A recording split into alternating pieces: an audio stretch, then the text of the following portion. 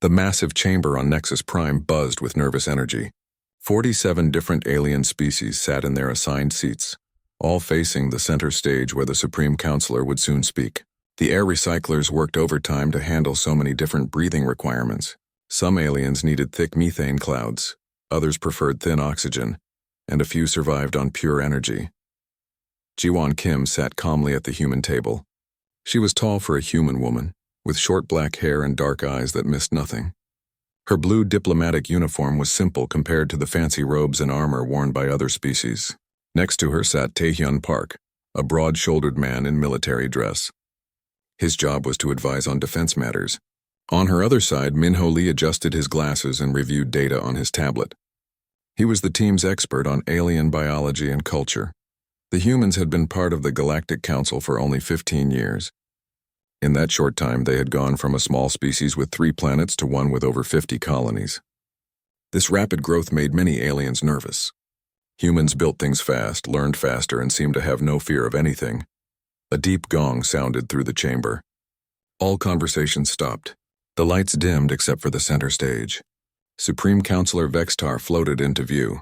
He was a hegemony member, looking like a giant jellyfish made of light. His body pulsed with different colors that showed his emotions. Right now, those colors were not friendly. Council members, Vextar's voice echoed through translation devices. We gather today to address a growing threat to galactic peace and order. Jiwon kept her face blank, but she knew what was coming. Human intelligence had warned her about this meeting weeks ago. The human species, Vextar continued, has grown too large, too fast, too powerful. They ignore our guidance. They refuse to share their best technology. They expand without permission into systems we have declared off limits. Murmurs rippled through the chamber. Some aliens nodded their various heads in agreement. Others watched the humans carefully to see their reaction. Therefore, Vextar announced, the Council has voted. The Human Federation must accept new terms to remain in our community. A holographic document appeared above the chamber. The terms were harsh. Humans would have to give up their faster-than-light travel technology to the Council. They would need permission before building any new colonies. Their military would be limited to what the Council decided was safe. Most importantly, they would pay 4 times more tribute than before. These terms are final, Vextar said. Humans will accept them or face the consequences. Taehyun Park's jaw tightened. His hand moved slightly toward his sidearm before he caught himself. Min-ho Lee made quiet notes on his tablet. Jiwon simply listened. Near the front, Counselor Thys of the Zephyrians leaned forward. His crystal body rang like bells when he moved. Surely the humans understand they cannot survive alone in this dangerous galaxy, he said with fake concern. The Void Raiders attack unprotected worlds. The plague swarms consume entire star systems. Only Council protection keeps civilization safe. Other aliens agreed loudly. The insect-like collective clicked their approval. The energy beings called Lumina flickered in patterns that meant satisfaction. They had all grown tired of human success. Jiwon finally stood. The chamber fell silent. She was much smaller than most aliens present, but something about her presence commanded attention. Supreme Counselor, she said clearly, these terms require careful consideration. Humanity requests a 48-hour recess to consult with our home government. Vextar's colors shifted to amused yellow. Very well. 48 hours to accept reality. This council session is postponed. As aliens began filing out, many stopped to watch the humans. Some looked smug, expecting humanity to crawl back and beg for mercy. Others seemed worried about what humans might do when cornered. Counselor Thys floated near the human table. His crystal body chimed softly. Ambassador Kim, he said sweetly, I hope your people will be reasonable. It would be unfortunate if humans made the wrong choice. Thank you for your concern, Jiwon replied politely. Once the chamber emptied, the human delegation walked quickly to their private rooms. Their building was smaller than those given to older council species, but it was secure.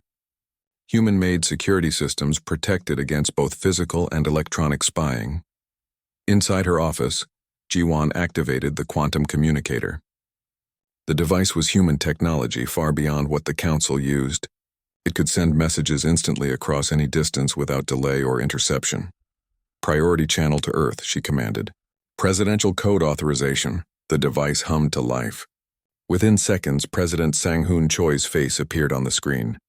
He was in his Seoul office, looking tired but alert. Behind him, Ji-won could see other officials gathering. "Ambassador," the president said, "we received your preliminary report. How bad is it?" "Worse than we expected," Ji-won replied. "They want everything. Our FTL drives, military limitations, colony restrictions, and massive tribute increases. They're trying to turn us into a servant species." President Choi's face darkened. "Response time? 46 hours remaining." "Understood. Stand by for orders." The communication ended. Ji-won turned to her team. "What do you think they'll decide?" Minyo asked. Taehyun snorted. "I know what I'd decide. We have the strongest fleet in known space. Why should we bow to aliens who can't even match our oldest cruiser designs?" "Because there are 47 of them and one of us," Minho pointed out. "Numbers don't win wars," Taehyun said. "Technology and tactics do." Ji-won walked to the window. Outside, alien ships filled the space around Nexus Prime. Some were beautiful, like the Lumina energy vessels that looked like captured stars. Others were ugly but functional, like the Collective's insect-shaped fighters. But Ji-won knew something the Council didn't. Hidden in distant star systems, humanity was building ships that would make all of these look like toys. Projects so secret that even she didn't know all the details. Her communicator chimed. A message from Earth, encrypted with codes only she could read. She opened it and read quickly. Then she read it again to be sure. A slow smile crossed her face. "Pack our things," she told her team. "I have a feeling we won't be staying much longer." The next 46 hours would change everything. The galaxy was about to learn that cornering humans was a very dangerous mistake. Outside her window, the alien fleets continued their patrols, confident in their power. They had no idea that everything they thought they knew about humanity was about to be proven wrong. The emergency meeting room in Seoul was filled with tension. President Sang-hoon Choi sat at the head of a long table, looking at the faces of humanity's most important leaders. Large screens showed maps of human space, fleet positions, and intelligence reports from across the galaxy. Admiral Yoon-ji Nam paced behind her chair like a caged tiger. She was small but fierce, with gray streaks in her black hair earned from 30 years of military service. Her uniform was covered with medals from battles most people didn't even know had happened. "Mr. President," she said, her voice tight with anger, "we built the Solar Defense Fleet to be the strongest military force in known space. Every ship, every weapon, every defense system was designed to be better than anything the Council has. Why should we surrender that advantage to aliens who are afraid of human progress?" Director Dong-Yun-yu sat quietly at the table, reading reports on his tablet. He was the head of strategic intelligence, a thin man with careful eyes who knew secrets that could start or end wars. When he finally looked up, his expression was grim. "The Admiral is right about our military strength," he said slowly. "But the situation is more complex than a simple comparison of firepower." He touched his tablet, and the wall screens changed to show intercepted alien communications. "Our agents have been watching Council species for months. They've been secretly meeting, forming military alliances specifically designed to contain humanity. The Zephyrians have been sharing shield technology with the Collective. The Lumina have taught energy weapon techniques to smaller species. They're preparing for war against us." Dr. Hyemin Kang, the head of Xenological Affairs, spoke up from her seat near the window. She was younger than the others, but her expertise in alien cultures made her invaluable. "Director Yu is correct. The Council species see us as an existential threat. They believe that if humans continue growing at our current rate, we'll eventually dominate the galaxy." "And they're right," Admiral Nam said bluntly. "In 50 years, human space will be larger than the entire current Council territory. Our technology advances faster than theirs. Our people are braver, smarter, and more adaptable. Of course they're afraid." President Choi had been listening without speaking. Now he stood and walked to the main screen showing human space. 53 colonies spread across 15 star systems, each one a testament to human determination and ingenuity. "Show me the classified reports," he said quietly. Director Yu hesitated. "Sir, those projects are beyond top secret. Only a handful of people know the full scope." "I'm the president," Choi said firmly. "Show me everything." Yu entered a complex code into his tablet. The screens changed again, showing information that made everyone in the room draw in sharp breaths. Even Admiral Nam, who thought she knew humanity's military strength, looked shocked. The first image showed a massive space station hidden in the outer rim. It was 10 times larger than anything the Council had ever built. Project Anvil, Yu explained. A mobile fortress capable of manufacturing an entire fleet in 6 months. The next screen showed sleek ships unlike anything in human space. The Ghost Fleet. 30 vessels using stealth technology that makes them completely invisible to any known sensor system. They've been watching Council space for 2 years without being detected. More images followed. Weapons that could crack planets, shields that could stop stars from exploding, manufacturing systems that could build cities in weeks instead of years. Technologies that the Council didn't even dream were possible. How long have we been preparing for this? Dr. Kang asked in amazement. Since the day we first met the Council, President Choi answered. We knew this moment would come. Humanity has never been good at accepting masters. Admiral Nam slammed her hand on the table with satisfaction. Then we fight. Let them come with their alliance. We'll show them what happens when you threaten humanity. But Director Yu looked troubled. Fighting isn't the only option, Admiral. War would cost millions of lives on both sides. And victory isn't guaranteed. The Council has resources we haven't fully measured. There's a third option, Dr. Kang said thoughtfully. What if we simply leave? The room fell silent. President Choi turned from the screens to look at her. Explain, he said. The Council's power comes from controlling access to trade routes, technology and protection from threats like the Void Raiders, Dr. Kang continued. But what if we don't need any of that? What if we can survive and thrive completely outside their influence? She stood and walked to the star map. Look at this galaxy. The Council controls maybe 20% of it. The rest is unexplored space, unclaimed systems, species that have never been contacted. What if instead of fighting for our place at their table, we build our own table? Admiral Nam frowned. You're talking about abandoning everything we've built in Council space. Not abandoning, Dr. Kang corrected. Relocating. Every human colony, every trading post, every diplomatic station. We move everything beyond Council reach and start over. That would take enormous resources, Director Yu pointed out. We have enormous resources, President Choi said quietly. He was studying the classified reports again. These hidden projects give us capabilities the Council can't imagine. We could relocate our entire civilization and expand it at the same time. The President walked back to his seat and sat down heavily. The weight of the decision showed on his face. If we stay and accept their terms, humanity becomes a servant species forever. If we stay and fight, millions die and the outcome is uncertain. But if we leave, we prove that humans don't need anyone's permission to be free.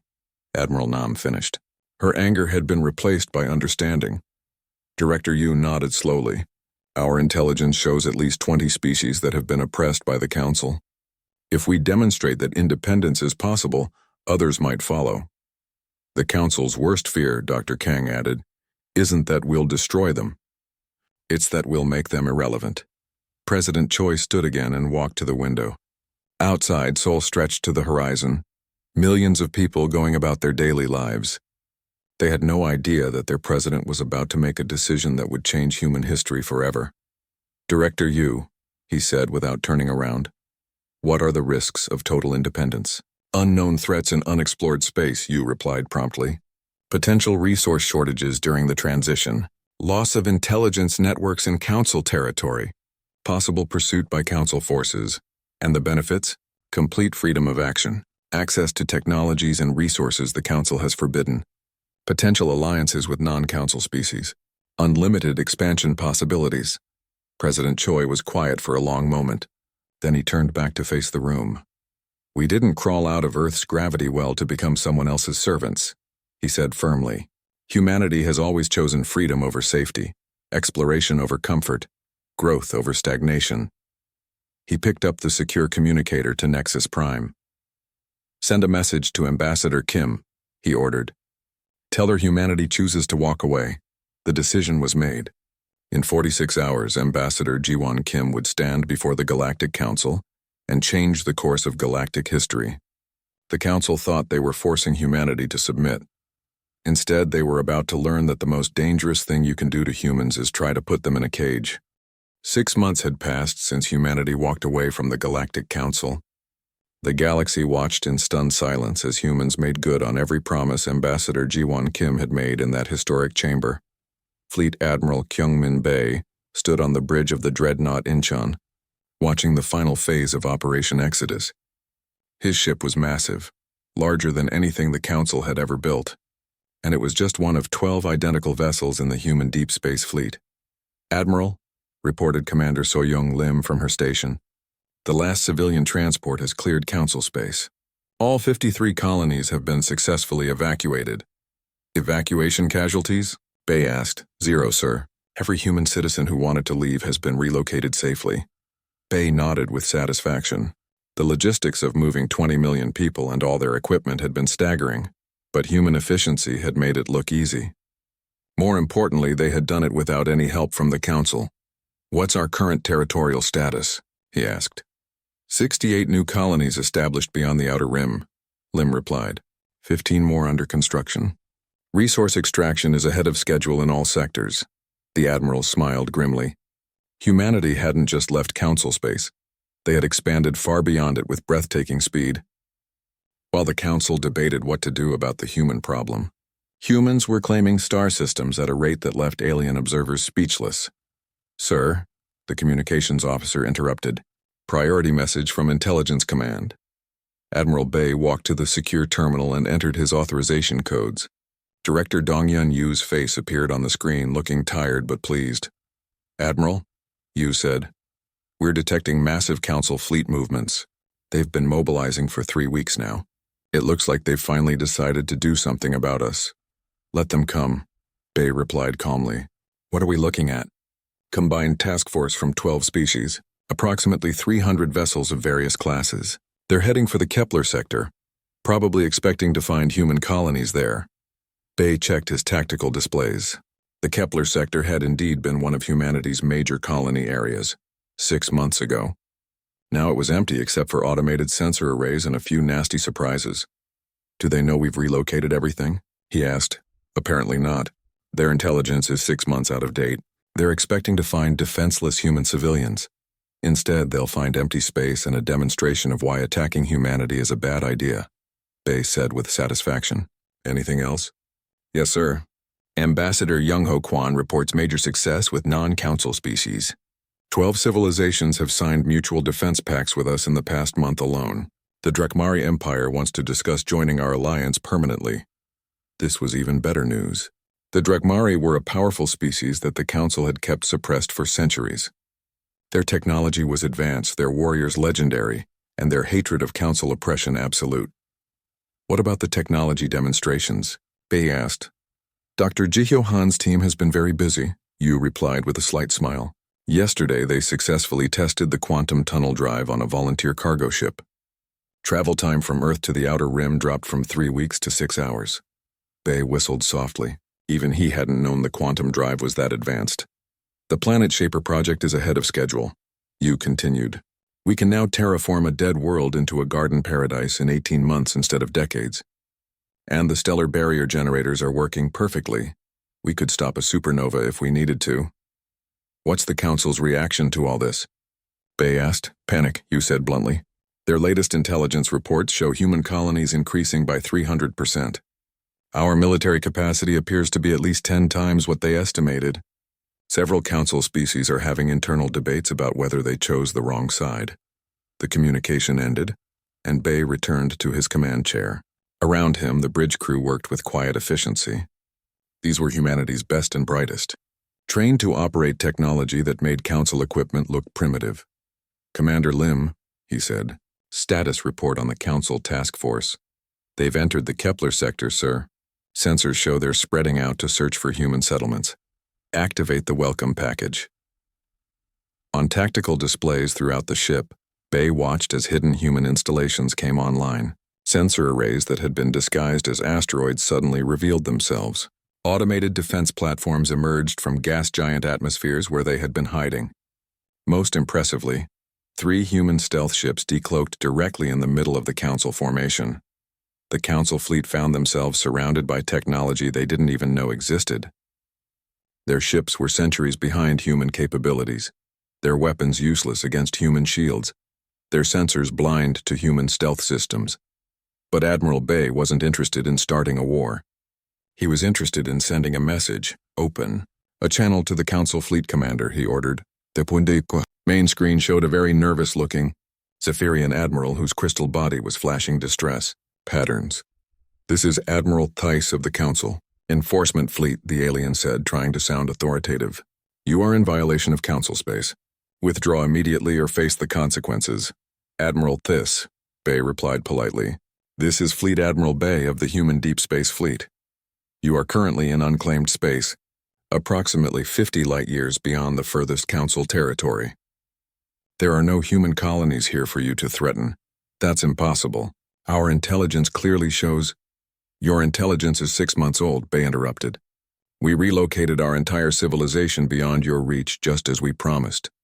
You're chasing ghosts. The Zephyrians' light patterns shifted to confused yellow. Then why are there human ships here? Because you brought a military force into space that borders our new territory, Bay explained patiently. We wanted to make sure your intentions were peaceful. Our intentions? You're the ones who violated the natural order. You're the ones who rejected Council authority. Bay's expression hardened. Admiral, humanity rejects no one's authority except when they try to force it on us. We left peacefully. We harmed no one. We simply chose to build our own future instead of accepting the one you wanted to impose. The Council maintains order in this galaxy. The Council maintains control over 20% of this galaxy, Bay corrected. The rest of us are free to make our own choices. To emphasize his point, Bay gestured to his tactical officer. Suddenly, the space around the Council fleet filled with human vessels. Dozens of ships materialized from stealth, their weapons powered but not aimed threateningly. As you can see, Bay continued, humanity is quite capable of defending itself. We have no quarrel with the Council, but we will not tolerate threats against our people or our allies. Allies? This sounded sick. The Drakmari Empire, the Stellar Confederation, the Free Worlds Alliance, and 12 other independent civilizations. It seems we're not the only ones who prefer freedom to Council oversight. The implications hit the Council Admiral like a physical blow. Humanity hadn't just left the Council. They were building a rival power block with species the Council had oppressed for centuries. This is not over, Theiss said weakly. No, it's not, Bay agreed. But it doesn't have to lead to war. The galaxy is large enough for everyone, Admiral. The Council can continue governing its member species, and the rest of us can pursue our own destinies. He paused, letting the words sink in. However, if the Council chooses conflict over coexistence, you should understand that humanity is no longer the species you remember. We are stronger now, more numerous, and we have friends who share our values. As if to prove his point, ships from 6 different non-Council species jumped into the system. The Drakmari sent their fearsome battlecruisers. The Stellar Confederation contributed sleek destroyers. Even the peaceful Gardner Collective had sent a vessel to show solidarity. Admiral Theiss looked at his tactical displays in growing horror. His 300 ships were facing a combined force of over 500 vessels, many of them using technology he had never seen before. We'll return to Council space, he said finally. Safe travels, Admiral, Bay replied courteously. As the Council fleet retreated, Commander Lim approached her Admiral. Sir, do you think they'll try again? Bay watched the alien ships disappear into hyperspace. Probably. But next time they'll bring more ships and think twice before assuming humanity is weak. He turned to address his bridge crew. Send a message to all colonies and allied worlds. The Council now knows exactly what we're capable of. The real test is just beginning. The galaxy had entered a new age. The old order, where the Council dominated through fear and control, was crumbling. In its place, humanity was building something different, an alliance based on mutual respect and shared freedom. The Council could still choose peace, but that window was closing fast. The Galactic Council chamber was packed. Word had spread throughout Nexus Prime that the humans would give their answer today. Aliens from dozens of species filled every available seat, eager to watch humanity submit to Council authority. Supreme Counselor Vextar floated at the center stage, his bioluminescent body pulsing with confident blues and greens. Around him, the most powerful beings in the galaxy waited with barely hidden satisfaction. They had cornered the upstart humans and were about to watch them crawl. Ambassador Jiwon Kim walked into the chamber with her usual calm composure. She carried a simple data pad and wore the same blue diplomatic uniform as always. Behind her, Taehyun Park and Minho Lee took their seats at the human delegation table. Their faces revealed nothing. The chamber fell silent as Ji-won approached the speaker's podium. 47 species watched her every movement. Some aliens leaned forward in anticipation. Others activated recording devices to capture humanity's surrender for history. Honorable Council members, Ji-won began, her voice clear and steady. The Human Federation has carefully considered your generous proposal. Vextar's colors shifted to pleased yellow. Councillor Thys chimed softly with crystal satisfaction. The Insectoid Collective clicked their approval. Finally, the humans would learn their place. However, Ji-won continued, and the single word seemed to echo through the vast chamber, we must respectfully decline your offer. The silence that followed was so complete that the chamber's air recyclers sounded loud.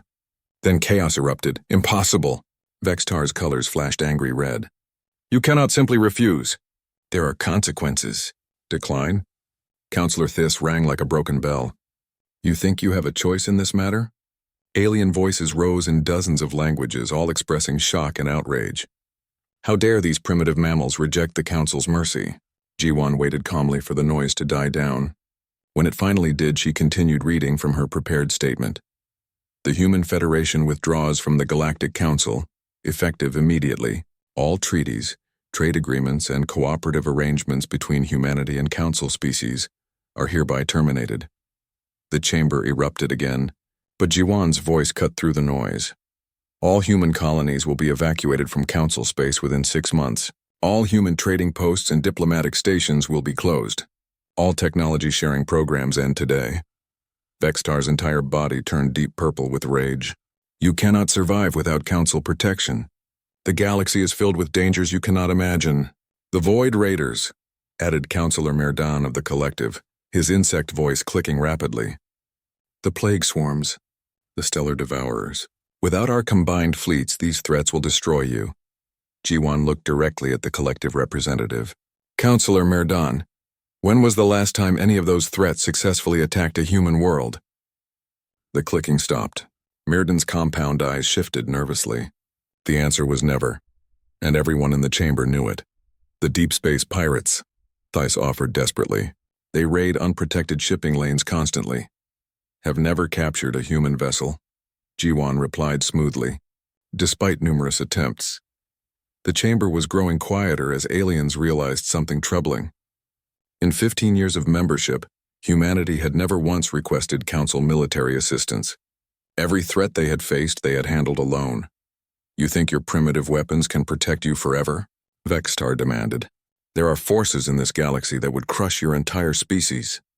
We appreciate your concern, Ji-won said politely. However, humanity has decided to chart its own course. She closed her datapad and stepped back from the podium. The human delegation will depart Nexus Prime within the hour. We thank the Council for their hospitality during our membership. As Ji-won turned to leave, Councillor Thys rose desperately. Wait, surely we can negotiate. Perhaps the tribute increase could be reduced to 300% instead of 400. The decision is final, Ji-won replied without turning around. Vextar's colors were now flashing between red and black, the hegemony equivalent of panic. You will regret this. We could have been generous in victory. Now you will face the full consequences of your arrogance. Ji-won stopped and turned back to face the Supreme Councilor. For the first time since entering the chamber, she smiled. It was not a pleasant expression. Consequences, Supreme Councilor. What consequences exactly? The chamber fell silent again. Vextar's colors flickered uncertainly. Economic sanctions, he said. But his voice lacked conviction. We're withdrawing from your economy entirely, Ji-won pointed out. Military action, Thys suggested. Against what targets? We'll be gone from Council space in 6 months. We'll prevent you from expanding beyond our borders, Merdan declared. Ji-won's smile widened. Your borders end at the Outer Rim systems. Beyond that is open space, unless, of course, the Council claims to own the entire galaxy. No one answered that question. The Council had always maintained that they governed by consent, not conquest. Claiming universal dominion would destroy their carefully constructed image.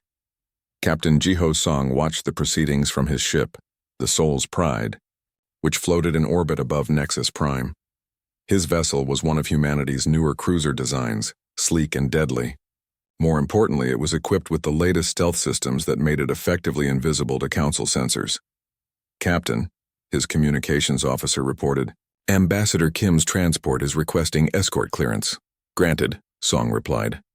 "Activate stealth screens and prepare for departure." As the human delegation boarded their shuttle and departed Nexus Prime, the Council chamber remained in chaos. Aliens argued among themselves, trying to understand what had just happened. "Should we stop them?" Merdan asked Vextar quietly. The Supreme Councilor's colors had faded to worried gray. "With what?" "Their escort ship disappeared from our sensors the moment it activated its engines. Our own vessels can't track something they can't see." "Then we attack their colonies directly," suggested this. "All 53 of them? Simultaneously? With what forces?" Vextar's voice carried bitter realization. "Our military assessments of human capabilities may have been incomplete." As the Soul's Pride jumped to faster-than-light speed with its precious cargo, Captain Song allowed himself a moment of satisfaction. The escort mission had gone perfectly, but more importantly, it had demonstrated something crucial. Humanity's newest stealth technology worked exactly as designed.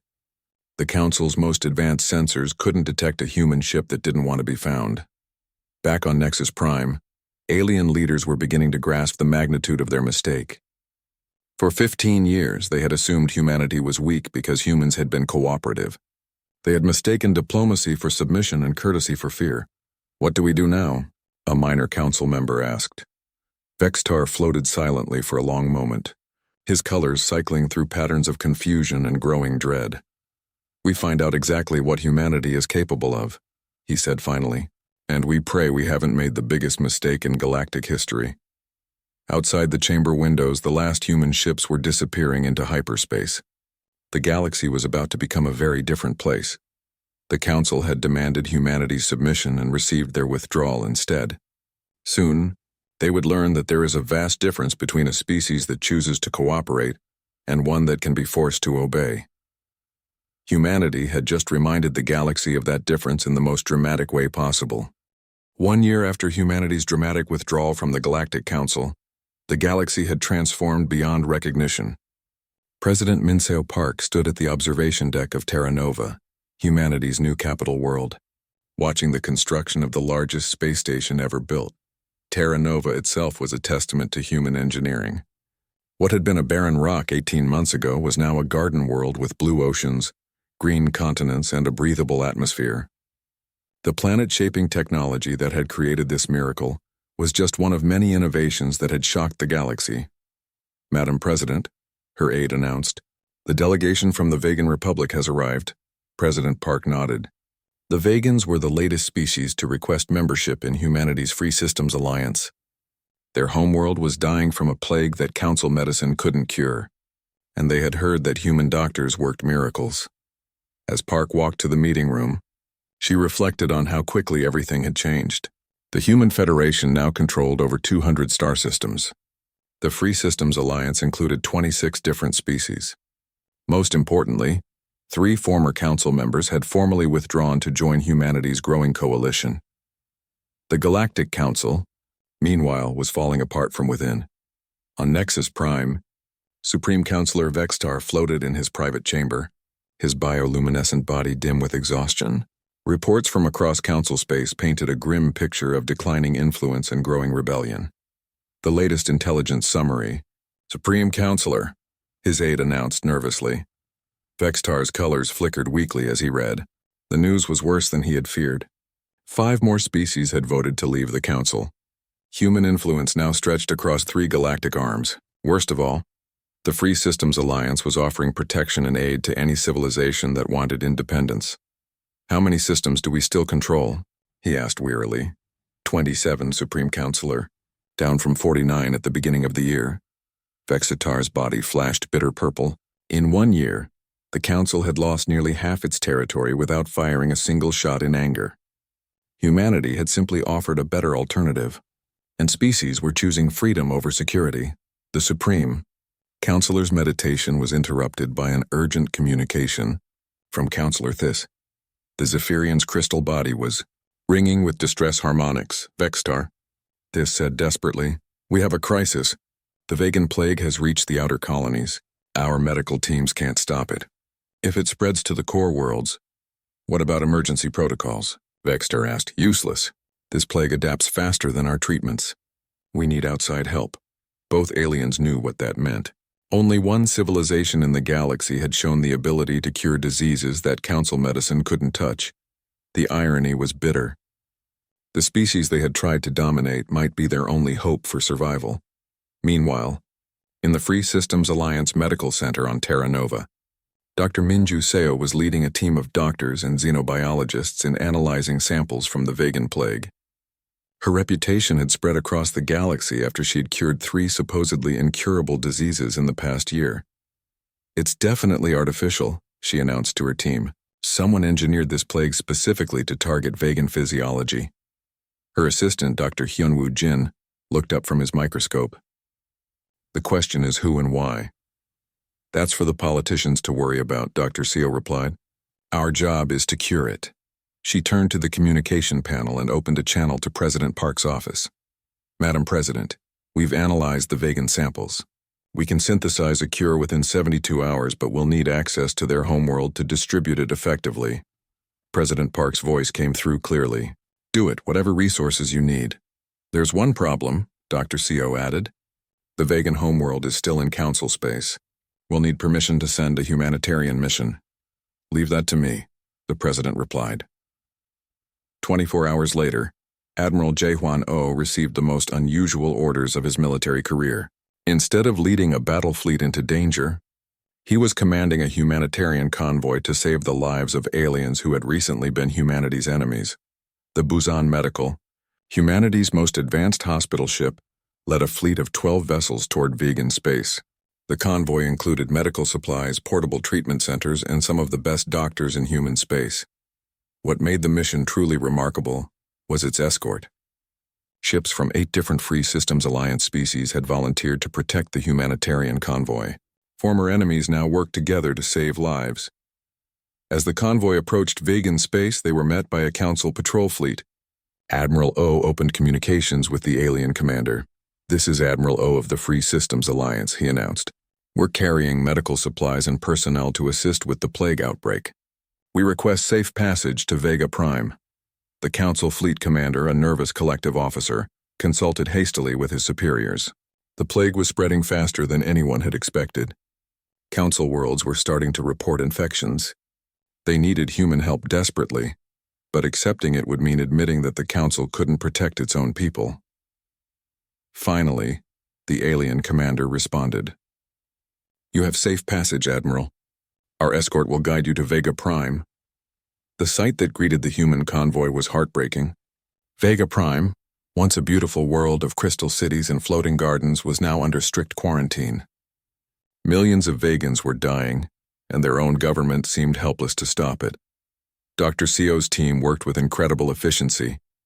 Within hours of landing, they had identified the plague's weak points and begun synthesizing the cure. Human medical technology, enhanced by knowledge gained from alliance partners, proved devastatingly effective against the artificial disease. But the real impact came from how the humans worked. Instead of demanding payment or political concessions, they simply saved lives. Human doctors worked alongside vegan medical staff, sharing knowledge freely. Human engineers helped repair damaged medical facilities. Human ships brought food and supplies to quarantined areas. The galaxy watched in amazement as humanity mounted the largest humanitarian operation in galactic history. Within 1 week, the plague was contained. Within 2 weeks, it was completely eliminated. The political effects were immediate and dramatic. The Vegan Republic formally withdrew from the Council and requested membership in the Free Systems Alliance. 2 other Council species announced they were considering similar moves. More importantly, the operation had demonstrated something that changed how the galaxy viewed humanity. The humans weren't conquerors seeking to dominate other species. They were builders creating something better for everyone. On Nexus Prime, Supreme Counselor Vexistar faced a chamber that was barely half full. So many species had left that they could no longer maintain a quorum for important votes. We must face reality, announced Counselor Merdan of the Collective. The old system is dying. We can either join the new order that humanity is building, or we can fade into irrelevance. Join them? Vextar's colors flashed angry red. Surrender to the species we tried to control? Not surrender, Merdon corrected. Partnership. The Free Systems Alliance offers membership to equals, not servants. The debate continued for hours, but the outcome was inevitable. The Council's power had been built on controlling access to technology, trade routes, and military protection. But humanity offered all of those things freely to anyone who wanted them. 6 months later, Ambassador Ji-Won Kim returned to Nexus Prime. But this time, she came as the chief diplomatic representative of the Free Systems Alliance. Instead of sitting at a small table as a junior member, she took her place at the center of the chamber as an equal partner in galactic governance. The remaining council species had voted to merge their organization with humanity's alliance. The transition wasn't easy. Pride and old prejudices died hard, but the benefits of joining were impossible to ignore. Supreme Counselor Vextar, his authority now mostly ceremonial, made one final attempt to maintain the old order. Surely the traditional tribute system could be maintained, he suggested weakly. Modified, of course, but still functional. Ji-Won's response was gentle but firm. The Free Systems Alliance has no tribute system, former Supreme Counselor. We have voluntary contribution pools for mutual defense and disaster relief. No member species is required to pay anything to anyone. But how do you maintain order? How do you prevent conflicts between species? Through cooperation instead of domination, Ji-Won replied. Through trade instead of tribute. Through mutual defense instead of forced protection. She gestured to the chamber around them, now filled with representatives from over 50 species working together as equals. The galaxy is large enough for everyone to prosper. We just needed to stop pretending that one group had the right to rule all the others. Director Seokjin An of Human Intelligence watched the proceedings from the observation gallery. His careful planning over the past 5 years had succeeded beyond anyone's wildest expectations. Humanity hadn't just escaped the Council's control. They had created a better system that even their former oppressors wanted to join. The transformation was complete. The Galactic Council, which had once demanded humanity's submission, no longer existed. Thanks for you.